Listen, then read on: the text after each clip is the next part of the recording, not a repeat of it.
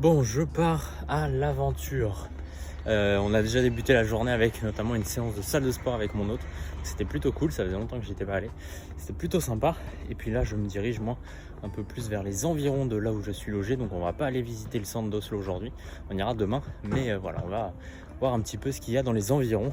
Et l'idée, c'est notamment d'aller vers un fjord. Donc on va y aller tranquillement sous le soleil. Il fait très chaud aujourd'hui en plus. Donc c'est plutôt cool.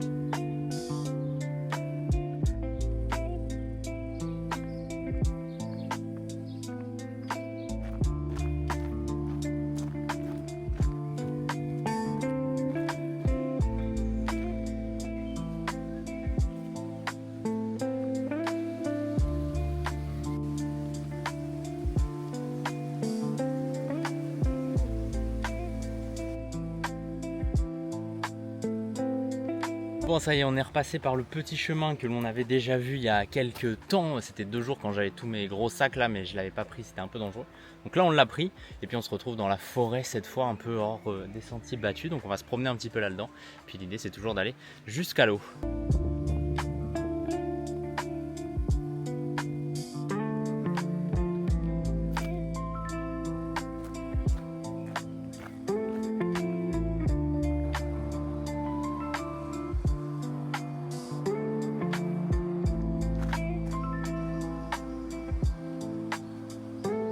Bon, ça y est, ça se profile, on arrive au bord de l'eau, là on l'a vu depuis les hauteurs du pont.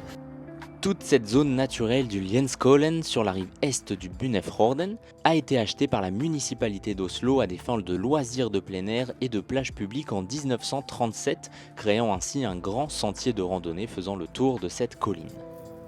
Bon, là un peu plus bas, je suis descendu pour voir, il y avait une petite plage avec déjà des personnes dessus. On est juste à côté de la route, alors il y a une belle vue sur Oslo. Mais bon, pour aller se baigner, on va aller chercher une plage un peu plus discrète. Durant la Seconde Guerre mondiale, les autorités militaires allemandes y établirent un camp de prisonniers. Celui-ci servit ensuite de camp d'internement pour les femmes qualifiées de putes allemandes du 14 juin 1945 jusqu'à l'ouverture du camp d'internement d'État pour femmes de Hovedøy le 1er octobre de la même année. Le Bunnefjorden, ou fjord de Bune en français, est une partie de l'Oslofjord. Ce fjord, long de 17 km, qui débouche au large sur le détroit de Skagerrak et au fond duquel se trouve la capitale de la Norvège, Oslo.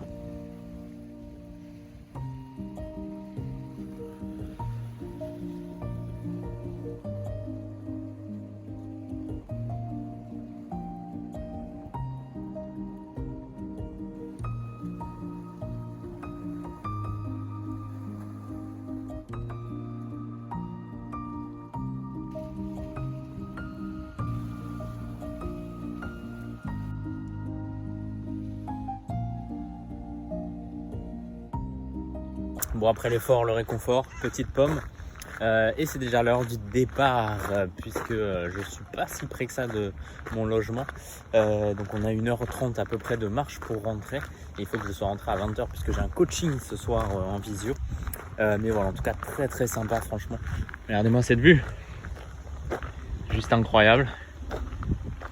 C'est magnifique. Ça fait du bien de se baigner. Elle n'était pas si froide que ça, hein. Elle était plutôt bonne d'ailleurs.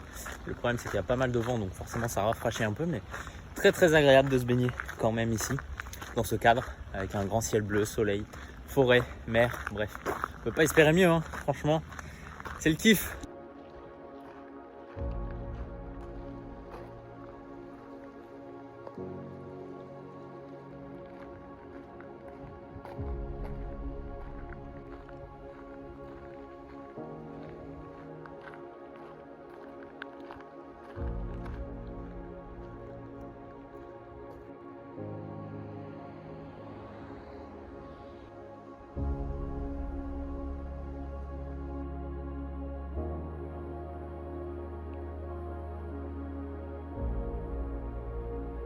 Bon, alors je vous vois venir et dire que la Norvège c'est magique, etc. Alors oui, actuellement ça l'est, hein, clairement.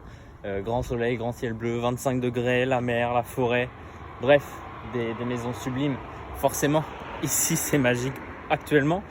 Sauf qu'il faut savoir que ça dure que 3 ou 4 mois ici en Norvège, et notamment voilà, pendant l'été, entre juin et septembre à peu près. Puisque après, eh bien, ça change complètement et ça devient de la neige, du froid, genre moins 15, moins 20, moins 25, et surtout des journées très très sombres puisqu'il fait nuit très tôt et jour très tard le matin.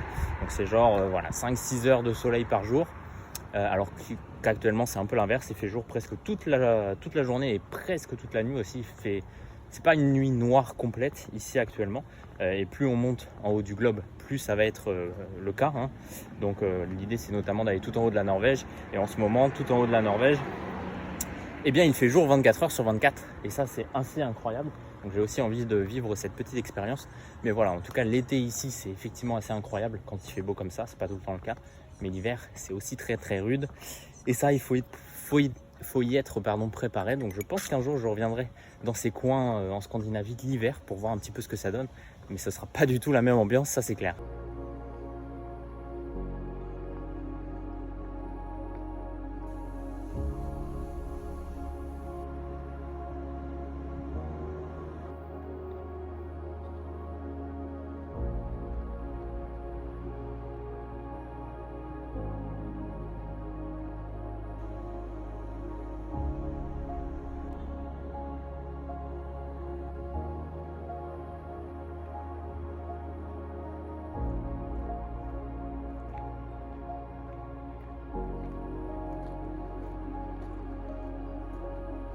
Bon, est-ce que tu te souviens de cette forêt? Tu vas me dire non, puisque évidemment toutes les forêts se ressemblent un peu, mais c'est la première forêt que l'on a vue ici en Norvège, puisqu'on est descendu juste à côté à la station Oketo, je crois qu'elle s'appelle comme ça.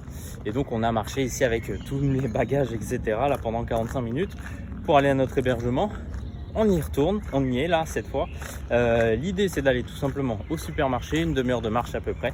Et puis ensuite du supermarché, 10 minutes de marche pour rejoindre notre petite maison dans les bois.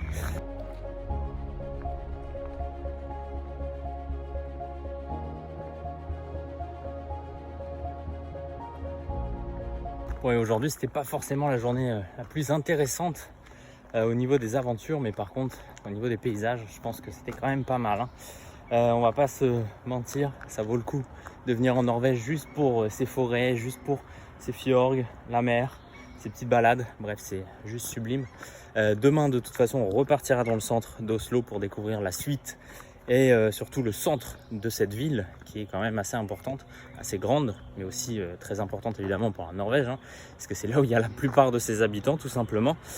3 millions hein, autour de Oslo et dans Oslo, alors que dans le pays de manière générale, au total, il n'y a que 5 millions de personnes. Donc c'est pour vous dire un petit peu, plus de la moitié des personnes qui sont à Oslo et dans le sud de la Norvège. Bref, nous on continue de se balader un peu, toujours dans ce magnifique bois, cette forêt, avec pas grand monde aux alentours. C'est super calme, on entend juste les oiseaux.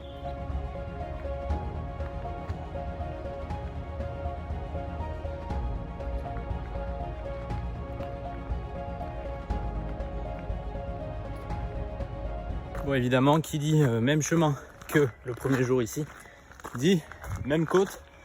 Franchement, ça monte vraiment ici. Mais bon, ça fait du sport, ça fait les mollets, c'est pas mal.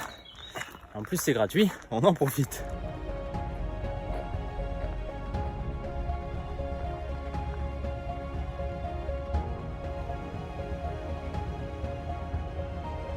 Bon, ça y est, mission course relevée. J'ai pas l'impression que ça soit plus cher qu'ailleurs en réalité, ça dépend ce que tu achètes, mais c'est pas forcément exubérant on va dire au niveau des prix, notamment par rapport au Danemark. La Norvège c'est toujours un petit peu plus cher qu'ailleurs, mais c'est pas incroyable, ça dépend ce que vous achetez évidemment, mais voilà, bref. Et notamment le café hier je l'ai payé moins cher qu'en Suède, donc c'est pour vous dire que ça dépend quoi. Nous direction l'appartement, coaching, et puis ensuite on va se reposer tranquillement ce soir avant de repartir à l'aventure dès demain pour visiter le cœur d'Oslo.